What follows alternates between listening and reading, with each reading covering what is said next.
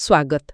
आज आमे ओडिया साहित्यर गोटे बहुत जनाशुना कहानी फकीरमोहन सेनापतिंकर रांडीपुआ अनंता से विषय टिके गभीर भावे कथा हेबा।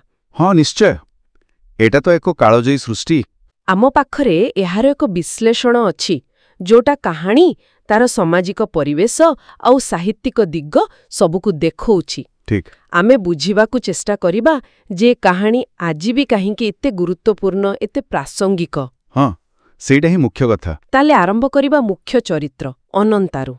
गाँरे तो आगरु ताकु केही भी भला आखिरे देखु नथिले। हाँ सेमते ही जेला गोटे प्रकार बदनाम युवक, किंतु परिस्थिति केमिति ताकु गोटे आपण कहि परिबे गोटे वीर स्तरकु नै गला। ए जो चरित्रर बदलिबा एटा केमिति देखैचंती लेखक।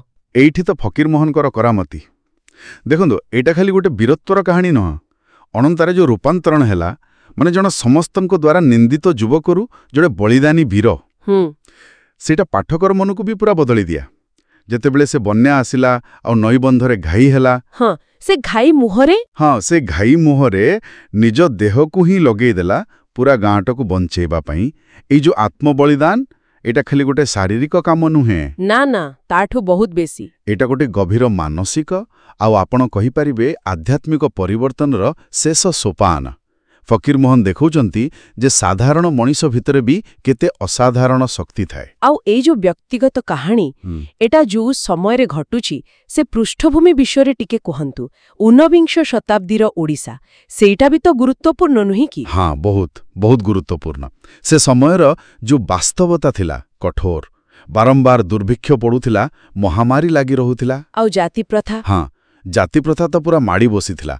ता सांगकू पुणी इंग्रेज शासनर चाप, ए सबु भितरे ही कहानीटा गड़ी उठिछि। अनंतार जीवन आउ तार जो दुखद परिणति हैला सेटा से समयर सामूहिक दुख जंत्रणार गोटे प्रतिफलन बोली कहि परिबा।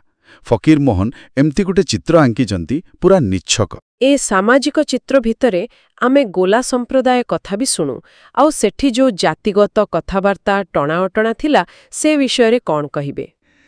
एठी कथाटा आहुरी कौन खंती परस्त परस्त ही खोलुची। मुख्यतः कहानीटा तो गोला संप्रदाय भितर ही घटुची। आउ से समय रे किछि प्रथा थिला जेमिति बेठी बिना पैसा रे काम करेबा, हाँ बाध्यतामूलक श्रम आउ पालकी सेवा को नहीं भी किछि सामाजिक भेदभावर कथा रहिछि।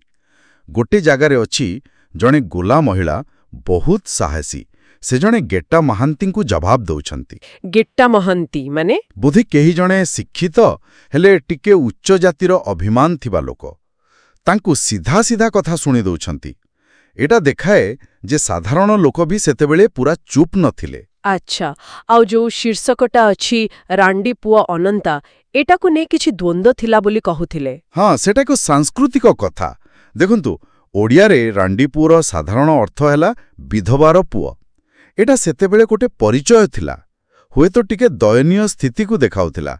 किंतु हिंदी भाषा रे जेमती नकारात्मक अर्थ अछि सेमती नुहे। ना सेते नुहे। तेबे जेतेबेले हार सिनेमा कथा उठिला सेतेबेले एई ना को ने किछि आलोचना वितर्क होइथिला। किंतु फकीरमोहन को मूल लेखारे तो एहा ओडिसार सेही सामाजिक परिस्थिति भितरे ही व्यवहार होइछि। बुझिली। ताहाले साहित्य दृष्टिरु देखिले ए कहानीर प्रकृत शक्ति कोउठी काहिंके एते महत्वपूर्ण? जदि आमे पूरा चित्रटा देखिबा तेबे एहा आधुनिक ओडिसा साहित्य पई गोटे माइल खुंट परी। एहार शक्ति हेउछि एहार बहुस्तरीयतारे।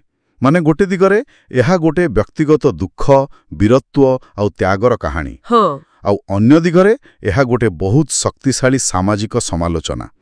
अनंतार चरित्रटा देखंतु, साधारण पिला किंतु परिस्थिति रे असाधारण ही गला। गोटे महाकाव्यर नायक भली त्याग एकदम। फकीरमोहन जेउ भली भाबरे जाति वर्ग आउ साधारण मनीष भितर नैतिक साहस को देखैचंती सेइटा आजि भी सेतिकी प्रासंगिक। आउ एहार जो भावगत प्रभाव, बलिदान, समस्तंक पई दायित्वबोध सेइटा पाठक को छुए। तेबे एते सबु आलोचना परे मुख्य कथाटा कौन बाहरिला? सारांश रे कौन कहिबा? मोटामोटी कहिले रांडीपुओ अनंता गोटे असाधारण सृष्टि। एथिरे चरित्रर चमत्कार परिवर्तन अछि। हाँ। समाजर कठोर वास्तवता को पूरा स्पष्ट भावे देखा जाइछि। ଆଉ ଓଡ଼ିଶାର ସଂସ୍କୃତି ପରିଚୟ ସହ ଏହାର ଗୋଟେ ଗଭୀର ସମ୍ପର୍କ। ଏଇଟା ଭାବିବାକୁ ବାଧ୍ୟ କରେ। ହଁ, ଭାବନାତ୍ମକ, ଚିନ୍ତା ବି ଯୋଗାଏ, ଆଉ ସାହିତ୍ୟ ହିସାବରେ ବି ବହୁତ ଉଚ୍ଚ କୋଟିର। ବାସ୍ତବିକ ଏଇଠୁ ଗୋଟେ ବଡ଼ ପ୍ରଶ୍ନ ମନକୁ ଆସୁଛି। ହଁ, କୁହନ୍ତୁ। ଏ ଯୋଉ ସମୂହ ପାଇଁ ବ୍ୟକ୍ତିଗତ ବଳିଦାନର କଥା। ହଁ, ସେଇଟା ତ ମୂଳ କଥା। କାହାଣୀଟା ସମସ୍ତଙ୍କ ମଙ୍ଗଳ ପାଇଁ ନିଜକୁ ବଳି ଦେବାର ମହତ୍ତ୍ୱ ଦେଖାଉଛି। କିନ୍ତୁ ଏଇଠି ଗୋଟେ ପ୍ରଶ୍ନ ଉଠୁଛି। କ'ଣ? ଆଜିକା ଦୁନିଆରେ, ଏ ଯୁଗରେ ଏଭଳି ବଳିଦାନର ମାନେ କ'ଣ? ଗୋଟେ ସମାଜ ହିସାବରେ ଆମେ ଏଭଳି କାମକୁ କେମିତି ଦେଖୁଛେ, କେମିତି ମନେ ରଖୁଛେ? ଗଭୀର ପ୍ରଶ୍ନ। ଏ ବିଷୟରେ ଚିନ୍ତା କରିବା ପାଇଁ ଏ କାହାଣୀ ଆମକୁ ବାଟ ଦେଖାଏ। ଆଉ ଯଦି କେହି ଫକୀରମୋହନଙ୍କୁ ଆହୁରି ଜାଣିବାକୁ ଚାହାନ୍ତି, ତାଙ୍କର ଅନ୍ୟ କାମ ଯେମିତି ରେବତୀ କିମ୍ବା 6 ମାଣ 8 ଗୁଣ୍ଠ, ସେସବୁ ପଢ଼ିପାରନ୍ତି। ନିଶ୍ଚୟ। ବହୁତ ବଢ଼ିଆ ଆଲୋଚନା ହେଲା।